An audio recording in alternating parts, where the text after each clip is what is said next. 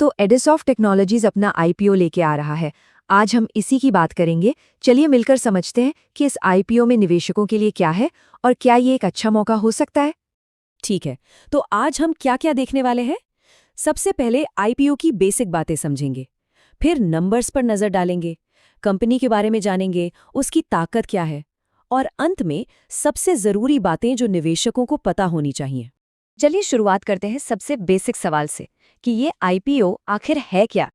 तो बात ये है कि एडिसॉफ्ट टेक्नोलॉजीज, जो इंडस्ट्रियल डिजिटल ऑटोमेशन की दुनिया में एक बड़ा नाम है, अब पब्लिक हो रही है। मतलब वो अपना आईपीओ ला रही है और ये आ रहा है एनएससी के एसएमई प्लेटफॉर्म पर।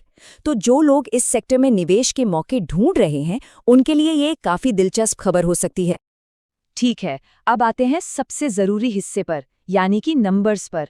चलिए देखते हैं कि इस आईपीओ के आंकड़े क्या कहते हैं।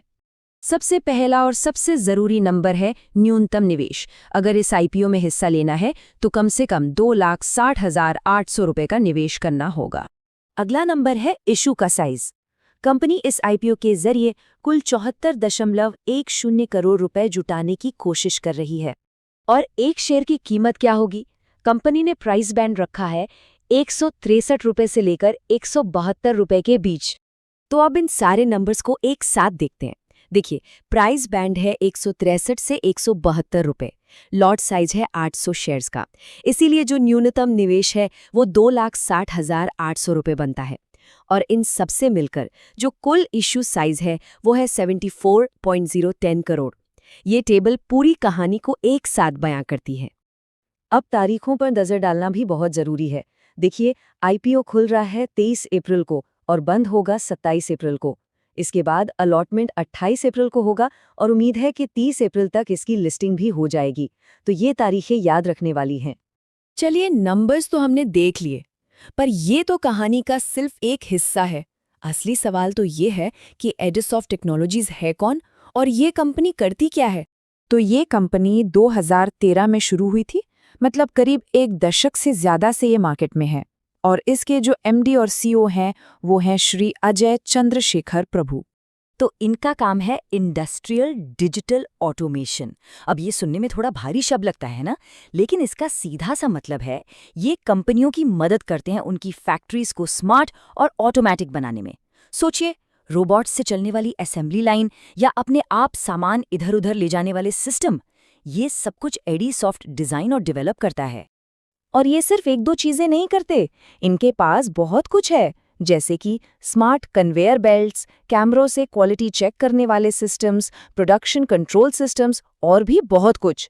और इनका खास फोकस रहता है ऑटोमोटिव इंडस्ट्री पर, जहां हर चीज में परफेक्शन और स्पीड चाहिए होती है। अब जरा कंपनी की ग्रोथ देखिए।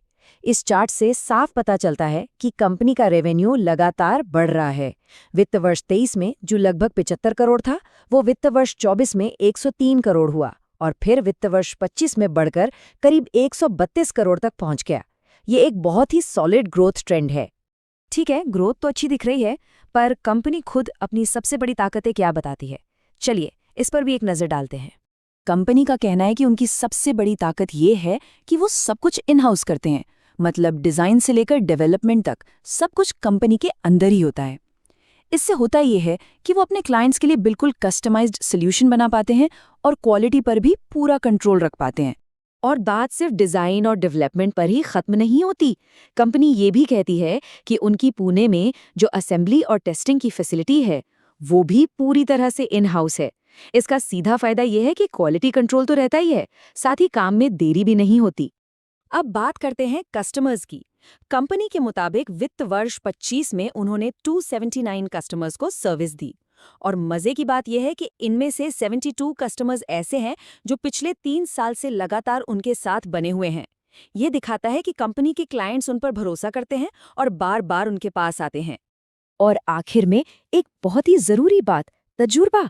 कंपनी का कहना है कि उनके प्रमोटर्स को इस इंडस्ट्री का 28 साल से भी ज्यादा का अनुभव है और उनके पास एक बहुत ही स्किल्ड इंजीनियरिंग और मैनेजमेंट टीम भी है।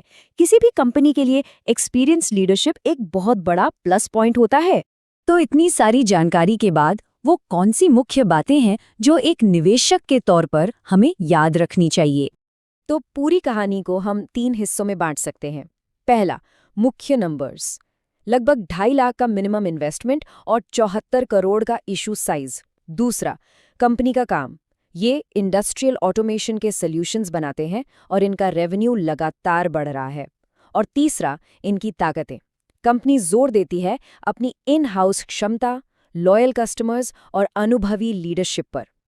यहाँ एक बात पे ध्यान देना बहुत जरूरी है। हमें जो जानकारी मिली उसमें कंपनी के रिस्क या जोखिम वाले सेक्शन में कोई खास जोखिम लिस्ट नहीं किए गए थे।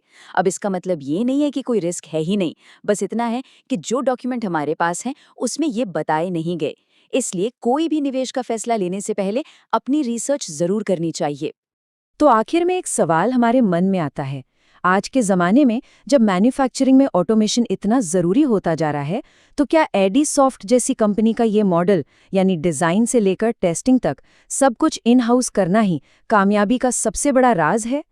ये एक बड़ा सवाल है जिस पर इस आईपीओ के बारे में सोचते हुए विचार किया जा सकता है।